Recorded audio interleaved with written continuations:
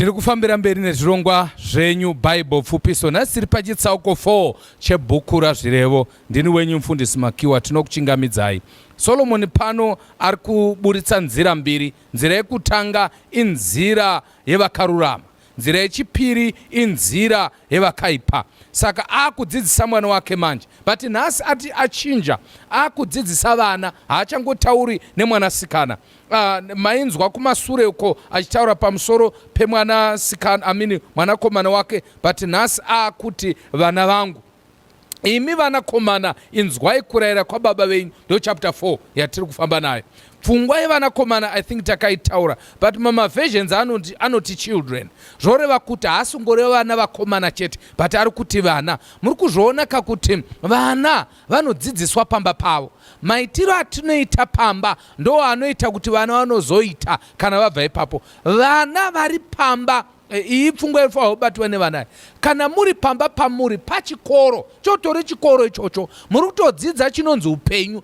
Kana maona zvakaipa zvichiitwa nevabereki, muri kudzidza kuti hatidi kuzoita futi zvakadai. Naizvozvo chikoro chamunenge muchitopinda. Ndafarira pfungwa yapiwa vana ava. Kwanzi imimi zivai kuti zvandiri kukutaurira izvi mofanira kuzvichengeta mumwoyo, zvigova chitubu chinovhaira chichikuindisai kuupenyu. Amen.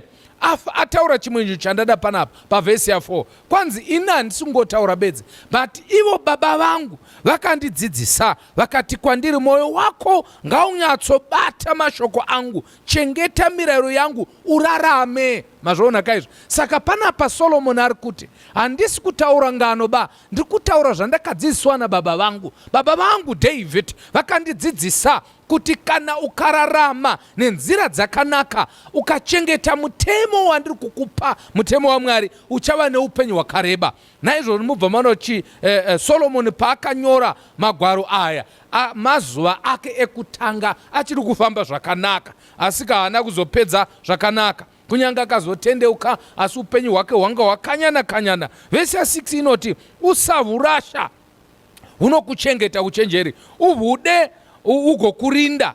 Uchenjeri chinhu chikuru kune zvose, saka uzviwanire uchenjeri.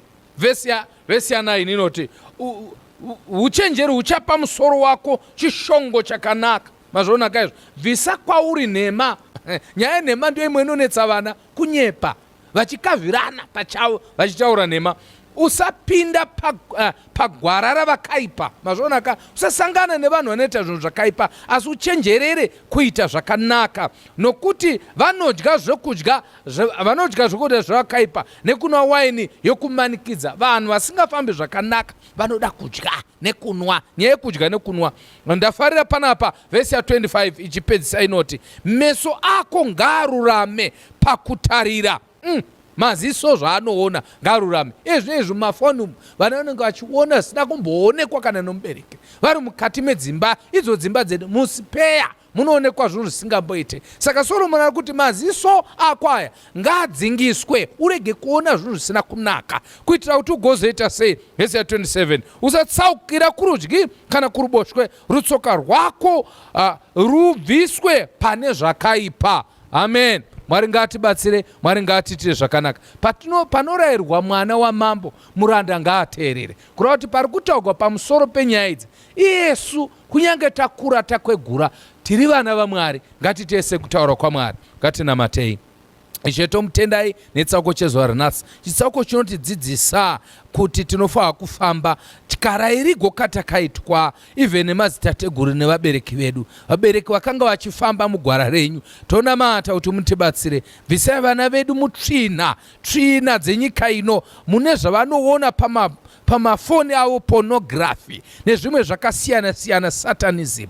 Ngazvidzingwe nezita raJesu. Vana vedu nemafoni avo vabhabhatidzwe vese muzita raJesu tanamata. Amen. Kana muchinandibata +263 772 204 766. Mwari akukomborerei. Tosangana pachitsauko chinotevera.